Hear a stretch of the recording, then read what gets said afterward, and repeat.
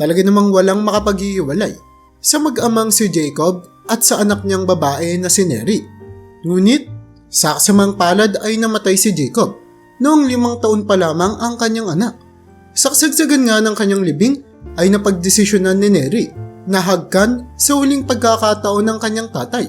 Ngunit ang mga sumunod na nangyari ay halos nagpasigaw sa mga taong naroroon. Ang lalaking si Jacob ay pinanganak sa hindi karangyaang pamilya. Nanirahan sila sa bansang Ethiopia at ang kanyang mga magulang ay mayroong pangarap na kung saan ay makaginhawa sa buhay at matapos na ang ilang henerasyon ng paghihirap ng kanilang pamilya. Ngunit sa kasamang palad ay namatay sila bago pa matupad ang kanilang mga kahilingan. Determinado na mabago ang kanyang sarili ay ginawa ni Jacob ang lahat ng kanyang makakaya para makabuo ng isang maaluwang kinabukasan para sa kanya. Ngunit sa isang nakakalungkot na kaganapan, sa kabila ng kanyang mga pagsusumikap, ay tila ba napakalayo niya pa para maabot ang kanyang pangarap. Para nga masustentuhan ang kanyang mga pangangailangan, ay nagtrabaho na rin siya sa mga construction sites. Hanggang sa umabot sa puntong nagbebenta na lamang siya ng mga pagkain sa tabi-tabing kalsada. Pero hindi lamang doon natatapos ang kanyang pagsusumikap. Pag sumapit na kasi ang gabi, ay pupunta naman siya sa mga factory kung saan nagtatrabaho siya dito ng night shift. Sa pamamagitan kasi nito ay nagagawa niyang mapagpatuloy ang kanyang negosyo na pagbebenta ng mga pagkain sa tabi ng kalsada. At pagkatapos nga ng night shift ay hindi pa doon natatapos ang kanyang araw dahil kahit wala siyang pahinga at tulog ay dederecho na nga siya sa kanyang negosyo na pagbebenta ng mga produkto at iba't ibang mga pagkain. Kahit papaano naman ay nakapagpatayo na nga rin siya ng shop kung saan ay nailalagay niya dito ang kanyang mga binibentang produkto. Isa sa mga araw nga, habang nasa shop si Jacob, ay naengkwentro niya ang babaeng si Solana. At ang unang nagpamangha sa kanya sa babaeng ito ay ang napakaganda at itim nitong kulay na balat. Bukod pa doon ay talaga namang nangungusap ang mga mata ng babae. At meron itong isang nakakahawang ngiti. Araw-araw ay pumupunta nga si Solana sa shop ni Jacob para bumili ng mga produkto nito. Tumagal nga ng ilang mga linggo ang ganitong routine ng babae at bago pa mapagtanto ni Jacob ay talaga namang nahuhulog na pala siya sa babae. Mabilis na naging malapit na magkaibigan si Solana at Jacob kung saan ay marami silang napagkakasundo ang mga bagay. Ngunit talaga namang hindi lang ito ang hinahangad ni Jacob. Gusto niyang maging parte si Solana ng kanyang buhay at hindi na siya makapaghintay pa na sabihin sa babae kung ano nga ba ang totoo niyang nararamdaman. Isang araw, habang tila ba may nagbabadyang isang malakas na bagyo na tatama sa kanilang lugar, ay tila ba binigyan rin ng tadhana ng oportunidad ang lalaking si Jacob. Noong araw kasi na iyon, ay kaunting pagkain lamang ang nagawa ni Jacob. Kaya naman, kinikilangan niyang manghingi ng patawad sa kanyang mga customer na wala na ngang naabutan ng mga pagkain sa kanyang shop. Ngunit, hindi niya naman nalilimutang magtabi ng sandwich para kay Solana. Umaasa siya na magpapakita ito at tila ba ito na nga ang maswerteng araw niya. Dahil ilang mga minuto pa nga lang ang nakalipas ay dumating na nga si Solana. Habang ibinibigay ni Jacob ang pagkain ng babae, ay biglang bumuhos ang isang napakabigat na ulan. Nagpanik siya. Dahil kinikilangan niya kagad ayusin ang kanyang mga equipment sa pagluluto at kinikilangan niyang itabi ang lahat ng kanyang mga gamit bago pa ito masira ng ulan. Talaga namang napakahirap ng pera sa kanya. Kaya naman, malaking dagok sa kanya kung masira ang kanyang pinagkakakitaang mga gamit. Pero sa sorpresa niya, bigla siyang tinulungan ni Solana na ayusin ang kanyang mga gamit. At sa pagtutulungan nga nilang dalawa ay inabot lamang ng ilang minuto ang kanilang pag-aayos. Pero nang natapos na nga sila sa pagsasaayos ng mga gamit, ay nakita naman nila na basang-basa na sila sa ulan. Pasensya ka na, hindi ko alam na tutulungan mo ako ng ganun, nabasa ako tuloy sa ulan. Paghingi ng patawad ni Jacob sa babae. Ngunit nginitian lamang siya ni Solana. Naku, wala yun. Gusto ko ring tulungan ka. Kaibigan tayo, di ba? Saad nito nang nakangiti. Nang dahil nga sa wala silang masisilungan, ay agad silang tumakbo sa malapit na bus stop. At dito ay magkatabi silang umapo, na kung saan ay ilang oras silang nag-uusap habang pinapatila ang ulan. Sa kalagitnaan ng kanilang pag-uusap ay talaga namang hindi na mapigilan ni Jacob ang nararamdaman niya para sa babae. Hanggang sa umamin na nga siya dito ng pagmamahal niya kay Solana. Alam ko na nakakagulat pero gusto kitang maging parte ng buhay ko. Solana, gustong gusto kita. Napatigil si Solana ng ilang mga sandali para kahit papaano ay makontrol ang kanyang emosyon. At pagkatapos, binigyan niya ng isang malumanay na ngiti ang lalaki at nagsalita. Bakit ngayon mo lang sinabi? Alam mo ba kung gaano katagal ko na tong pinapangarap? Saad ng babae na ikinagulat naman ng gusto ng lalaking si Jacob. At sa pamamagitan nga ng mga salitang binibigkas nila sa isa't isa ay nagsimula ng mahubog ang kanilang relasyon hanggang sa nagresulta na nga ito sa isang masaya at magandang bagay. Sa normal na mga araw ay laging sinasamahan ng babaeng si Solana si Jacob na magbenta ng mga pagkain sa kalsada. Talaga namang napakabuti ng kanilang pagmamahalan at dahil siguro dito ay lalo pang dumadami ang kanilang mga customer sa maliit nilang food business. Tinutulungan din ni Solana ang lalaki na ipakalat ang mga salita tungkol sa galing ni Jacob sa pagluluto na nagdulot nga ng magandang bagay sa kanyang negosyo dahil mas lalo lamang dumami ang kanilang mga customer na nagpupunta doon.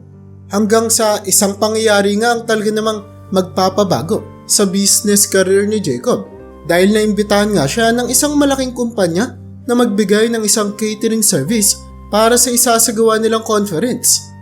At ang panibagong trabaho na ito ay nagbigay ng oportunidad kay Jacob para ipakita ang kanyang galing sa pagluluto at may pamalas na rin ang kalidad ng kanyang serbisyo. At dito nga nagsimulang umusbong ang kanyang mga ginagawa sa buhay. Nagkaroon siya ng napakaraming mga orders pagkatapos ng oportunidad na iyon. At syempre, nang dumami na ang mga customers niya, ay lumago rin ang kanyang mga kinikita. Sa loob lamang ng ilang mga buwan, ay nakapagbukas na nga si Jacob ng isang totoong shop na kung saan ay meron na itong bubong at maayos na makakainan ng mga customer. Simula nga noon ay kinukonsidera na ni Jacob si Solana bilang kanyang lucky charm at lalo lamang siyang napamahal sa babae nang dahil dito. Habang lumalugo pa nga ang business ni Jacob, ay mabilis din namang nagpoprogreso ang relasyon niya sa babaeng si Solana na para bang nahihirapan na rin sila na hindi sila magkasama sa loob ng mahabang panahon. Kaya naman sa loob lamang ng 8 buwan ay nagsama na nga sila. At makalipas pa nga ang sumunod na 4 na buwan ay tuluyan na silang nagpakasal. Sobrang gigil ang magkasintahan na bumuo ng kanilang sariling pamilya. Pero sa kabila ng pagsusumikap nila na magkaanak at pagpunta nila sa mga doktor para masiguradong wala namang mali sa kanila, ay nahirapan pa rin si Solana na magbuntis. Nagdulot ito para mahirapan ng babae, hindi lamang para sa kanyang pisikal, kundi lalo na para sa kanyang emosyonal na aspeto. Maraming mga gabi na sinusubukan niyang matulog pero hindi niya kaya dahil buong gabi siyang umiiyak. Nagigising naman si Jacob at sumisinghal ng malalim. Mahal, sigurado ako na pagpapalain tayo ng Diyos. Sigurado ako na isang araw, mabubuntis ka rin. At tama nga si Jacob. 2 taon kasi ang makalipas ay himalang nabuntis si Solana. Sobrang sayang naramdaman ng magkasintahan. At naging madali nga lang ang pagbubuntis ni Solana. Na makalipas nga ang 9 na buwan, ang masayang mag-asawa ay winelcome sa kanilang buhay ang isang batang babae na pinangalanan nilang Neri. Ang batang ito ay talaga namang napakagandang babae. Kuwang-kuwa ni Neri ang mga mata ng kanyang ina at nakuha niya naman kay Jacob ang makapal nitong kilay. Hindi tuloy nila maiwasang isipin na kaya ganito katagal dumating si Neri sa kanilang buhay ay sinisigurado muna ng Diyos na magiging perpekto ito para sa kanila. Ilang mga taon pa nga ang makalipas ay tsaka lamang napagtanto ng magulang ni Neri na isang genius ang kanilang anak. Sa edad kasi na 3 taong gulang ay kayang-kaya niya nang makabasa ng malinaw at meron din siyang magaling na math skills. Napakalupit niya sa matematika. Ramdam din naman nila na gutom si Neri sa talino at impormasyon na gusto niyang makuha. Kaya naman ginawa ng kanyang mga magulang ang lahat ng kanilang makakaya para suportahan siya. Tila ba isang perpektong team ang kanilang pamilya at ginawa nilang lahat ng magkakasama. Totoong napakasaya ng nabuong pamilya ni Jacob at ni Solana. Ngunit ang saya na ito ay panandalian lamang. Sa mismong kaarawan kasi ni Neri, sa pagtuntong niya sa ika-5 taong gulang, isang nakakagulat at nakapangingilabot na insidente ang nangyari. Habang naglalaro ang buong pamilya ng isang indoor game, ay bigla na lamang nagkulap si Jacob. Nang dahil sa gulat, ay mabilis na niyakap ni Neri ang kanyang tatay at nagpatuloy sa kasisigaw. Dad! Dad! Gumising ka! Sa kabutihang palad naman ay muli itong nagkaroon ng malay, makalipas ang ilang mga minuto. Ngunit, makalipas ang 1 linggo ay bigla na namang nawala ng malay si Jacob at nag-collapse sa gitna ng kanyang ginagawa. Matapos siya ang sunod-sunod at nakakatakot na mga pangyayaring ito sa kanya, ay napagdesisyonan na ng mag-asawa na pumunta sa ospital para makonsulta ang kalagayan ni Jacob. At doon ay napag-alaman nila na malapit nang mamatay ang lalaki. Ang kawawang si Jacob ay na-diagnose kasi na mayroong terminal illness at agad-agad na kinakailangan niya ng medical observation. Ang kalusugan ni Jacob ay paunti-unti lamang lumalala sa paglipas ng mga araw. Mrs. Solana, kinalulungkot ko pero kailangan manatili dito ng asawa mong si Jacob para sa mga eksaminasyon na gagawin pa namin at kung anong gamot ang kinikailangan niya. Pagpapaliwanag ng doktor kay Solana. At sa kabila naman ng batang edad ni Neri, ay alam niya na malala ang karamdaman ng kanyang tatay. Hindi naman na talaga ito may tatanggi, lalo na at lagi siyang kasama ng kanyang nanay na bisitahin si Jacob sa ospital. At bilang matalinong bata siya, ay kitang-kita niya na hindi nga maganda ang kalagayan ng kanyang pinakamamahal na ama. Naiinis din ang batang si Neri sa ginagawa ng kanyang nanay. Ayaw kasi ni Solana na sabihin ang buong katotohanan sa kanyang anak. Ngunit para kay Jacob naman ay gusto niyang malaman ni Neri kung gaano kabigat at kaseryoso ang kanyang kondisyon nang sa gayon ay mahanda ito sa kung ano man ang pwedeng mangyari sa kanya. Ngunit dahil sa mahina na ang kanyang katawan ay halos wala na rin siyang magawa sa mga nangyayari sa kanyang paligid. Isang hapon nga, habang pinapakain ni Solana ang asawa niyang si Jacob sa loob ng kwarto nito sa ospital, ay bigla na lamang kinuha ni Neri ang kamay ng kanyang tatay. At habang mayroong natatakot na boses, ay bigla itong nagsalita. Papa, mamamatay ka na po ba? Halos mapanganga si Solana nang marinig niya ang sinabi ng bata niyang anak. Gusto niya sana itong sawayin, ngunit agad siyang pinatigil ni Jacob dahil alam naman niya na isa lamang inosenteng bata si Neri. Habang naiiyak-iyak pa ang kanyang mga mata, ay sumagot ang lalaki. Yes, baby. Si Papa. Si Papa mo. Malapit nang mawala si Papa. At bilang sagot naman sa sinabi ni Jacob, ay nilapitan siya ni Neri at hinalikan ang noo ng kanyang tatay. Pagkatapos ay kinuha niya ang mga kamay ni Jacob at nilagay ito sa kanyang dibdib. Papa, hindi ka naman po mawawala. Lagi ka naman pong nandito sa puso ko. Ito po oh. Matapos nga ang insidenteng ito, ay pinangako na ni Solana na araw-araw niyang dadalhin si Neri sa ospital para mabisita ang kanyang ama. Dahil kasi sa presensya ni Neri, ay tila ba lumalakas at muling nagkakabuhay si Jacob. Ngunit, ang kanyang kalusugan ay talaga namang patuloy na lumalala. At sa kabila ng nakapanlulumong sitwasyon na ito, nanatiling matatag ang batang si Neri. At matapang niya na pinipigilan ng kanyang mga luha sa tuwing nakikita niya ang pinakamamahal niyang tatay na nagsiseizure at umuubo ng dugo. Hanggang sa umabot na nga sa punto na malinaw na sa lahat na wala nang natitirang oras pa ang lalaking si Jacob. Hindi naman mapigilan ni Solana ang kanyang sarili. Hindi niya matanggap na hindi na magawa pang labanan ni Jacob ang kanyang buhay. Bakit mo kami iniwan? Alam mo na hindi namin kaya na wala ka. Ang bata pa ng anak natin. Tanong ni Solana habang umiiyak isang araw nang makita niya ang kanyang asawa na wala ng buhay na nakahiga sa kama ng hospital. Pinangako mo sa amin na lagi ka lang nandyan. Para mahalin kami ng panghabang buhay nang walang hanggan. Bakit hindi ka lumaban? Tanong pa nito na tila ba nang gagalaitin na. Pero sa hindi malamang dahilan ay biglang tumunog ang makina at nagkaroon ng heartbeat si Jacob. Habang umiiyak ang kanyang asawa sa kanyang harapan, ay nagawa pa ni Jacob na hatakin ito para mayakap. Ano nangyari dito? Pagtatakang tanong ng nurse. Doon ay nalaman nila na nagloloko lang pala ang makina. Meron pang kakaunting nadedetect na tibok sa puso ni Jacob. Gamit ang lahat ng mga lakas na natitira sa kanyang katawan, ay nagsalita ang lalaki. Pasensya na. Pasensya. Hirap na wika nito. Ngunit hindi pa rin matanggap ni Solana ang sitwasyon. Kaya naman agad siyang tumakbo papalabas ng kwarto habang patuloy pa rin ang pagtulo ng mga luwa na tumatakip sa kanyang paningin. Pero bago tayo magpatuloy sa ating istorya, anong gagawin mo kung ang isa sa pinakamamahal mo sa buhay ay nanghihingi ng patawad dahil hindi na nila kaya pang labanan ang sakit na nagpapahirap sa kanila? I-comment mo naman yan sa baba. At let's go back to the story. Matapos ngang makalabas ni Solana sa kwarto, ay ginugol naman ng anak niyang si Neri ang buong araw niya kasama ang kanyang tatay. Hindi siya pumapayag ng kahit na sino na may makapasok sa kwarto ng tatay niya. Niyakap lamang ni Neri ang kanyang tatay ng sobrang higpit habang patuloy ang kanyang pag-iyak. Sa kanilang mga puso ay alam nila na nagsasabi na sila ng kani-kanilang pagpapaalam.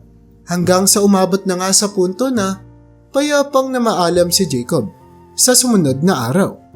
Nang malaman ni Solana na patay na ang kanyang asawa, talaga namang nadurog ang puso niya. Gumuho ang mundo niya at wala na siyang pakialam sa kung ano pa ang pwedeng mangyari sa kanya. Punong-puno siya ng pagsisisi at galit na galit siya sa kanyang sarili. Iniisip niya na sana ay nakapagpaalaman lang siya ng maayos dito at nasabi niya sa kanya na hinding-hindi matatapos ang pagmamahal niya kay Jacob at hinding-hindi na rin siya magmamahal pa o ikakasal sa kahit na sinong lalaki. Samantala si Neri naman ay nakaramdam ng kapayapaan sa kanyang puso. Lahat kasi ng masasayang mga pag-uusap sa pagitan nila ng kanyang tatay ay nakatulong sa bata para kahit papaano ay magkaroon siya ng closure sa pagkawala ng pinakamamahal niyang tatay. Ngunit hindi pa rin naman matigil ang pag-iyak ni Solana hanggang sa libing ng kanyang asawa. Malungkot din naman ang batang si Neri pero wala na siyang mga luwa pang mailalabas. Ngunit bago nga maibaba sa hukay ang kabaong ni Jacob ay bigla na lamang naramdaman ni Neri na kailangan niyang yakapin ang kanyang tatay sa huling pagkakataon. Mama, pwede ko po bang mayakap po ulit si Papa kahit po nasa kabaong na po siya? Pagdadalamhating wika ni Neri. Hindi na rin naman umangal si Solana at naisip niya na wala namang mali kung gagawin ito ng kanyang anak. Lahat ay nakatingin ng naaawa habang ang batang si Neri ay pumatong at pumasok pa sa loob ng kabaong ng kanyang tatay para yakapin ito ng ilang mga minuto.